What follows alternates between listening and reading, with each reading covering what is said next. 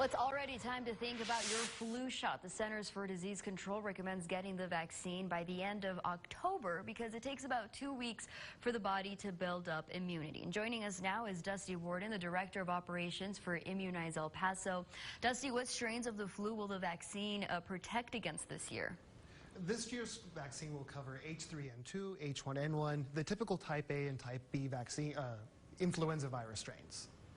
What are what's the effectiveness of getting your flu shot? The best thing you can do to protect yourself against the flu is 3 things. The first and foremost is cover your cough, get your flu vaccine, and stay home if you're sick.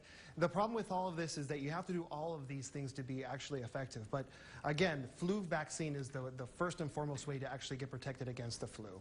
And is the nasal spray still an option for people who maybe don't want to get the shot?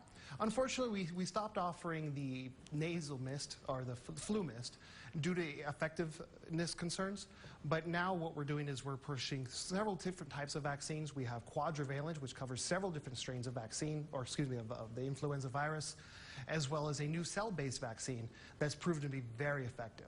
And what is the youngest age to start getting your vaccine for the flu? So anyone 6 months of age and older is recommended to get the flu vaccine, particularly those 6 months of age up to 18 years, children, and anyone over 65 are highly recommended to get their flu vaccine, along with folks that might have any chronic illnesses or disease, respiratory illnesses, diabetes, or anything that might inhibit their ability to fight off disease. All right, and we have that information on your screen right there. You have 2 clinics, one on Trowbridge and the other on George Steeder, and you can find all the other outreach locations that you all have on that immunizeelpaso.org page. Dusty, thank you so much for joining us. Thank you for having me. Well, researchers at Oregon Health and Science University are aiming to make your yearly flu shot a thing of the past. OHSU is setting out to develop lifelong protection against the flu thanks to a grant from the Gates Foundation. Their task is to create an effective flu vaccine to replace the current ones, a year one. Clinical trials are expected to start by 2021. If successful, you'd only have to get the shot once as a kid. You have to get the vaccine every year, and sometimes it's effective, sometimes it's not for various reasons. And getting a vaccine annually, I think, erodes people's confidence in the influenza vaccine, but also in vaccines overall. Last year marked 100 years since the deadliest flu pandemic in history, known as the 1918 influenza pandemic.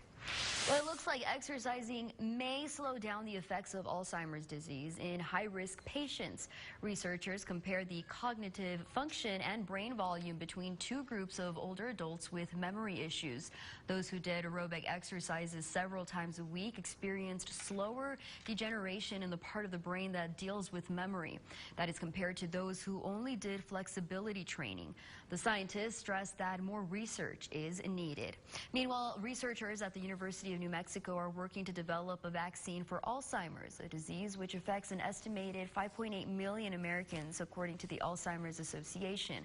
Joining us now is Dr. Roberto Duran from Las Cruces. Doctor, what is the current treatment that you give your patients with Alzheimer's, or that doctors in the borderland use? Well, currently we have 5 medications approved by the FDA. Usually these medications are targeted to the connections in between the cells and also avoid the destruction of the cells in the brain. Usually there's 3 of them. They're more involved in the patient with mild disease compared to another one called memantine that is involved in patients with more advanced disease. Why has it been so difficult for researchers to find a cure or more treatments for Alzheimer's? Well, the reality is that, even though we know the pathology and we know, what eventually damage is being caused on the neurons and on the brains, we don't know the details of how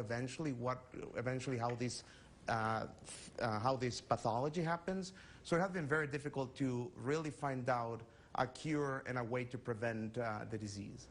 And so you all are hosting a golf tournament that the proceeds will be going to the local Alzheimer's Association in Las Cruces, is that right? Correct. On September 27, we're going to do a golf tournament. It's called Southwest Central Aging and Friends, on the benefit of the Alzheimer's Association with the collaboration of the Community Foundation. So everybody's join us, is welcome to join us September 27, Sonoma Ranch at 1 p.m. Perfect. Thank you so much, Doctor, for joining us. Thank you.